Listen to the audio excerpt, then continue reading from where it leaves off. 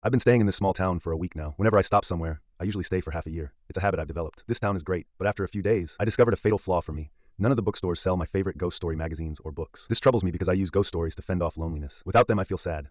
I tried talking to every bookstore owner, hoping they could order some for me. Strangely, none agreed. When they refused, they all had weird expressions, looking at me as if I were a fool. Worse, my inquiries made me a local celebrity. Everyone in town knew about the nutcase looking for ghost stories. Whenever I walked down the street, people would point and whisper, leaving me frustrated. Ghost stories seemed to be taboo here. I decided to make a friend, to become close with a bookstore owner who could provide me with answers. Now, a bookstore owner named James has become a very good friend. One day, while drinking with him, I brought up my question when we were halfway through our drinks. James wasn't surprised. He looked troubled. What he said, however, shocked me. Only humans like ghost stories, right? Isn't that obvious? You don't need to tell me that. Ghost stories are meant to scare people, right? Obviously, I'm seeking a thrill. But did you know people can also scare ghosts? What do you mean by that? I felt a jolt in my heart. You shouldn't buy ghost stories. You should buy human stories. Are you playing riddles with me? I flipped the dining table in anger. You're the one being silly. If you want ghost stories, just buy a newspaper, he retorted angrily. At that moment, I realized something. I glanced behind me, only to find there was no shadow,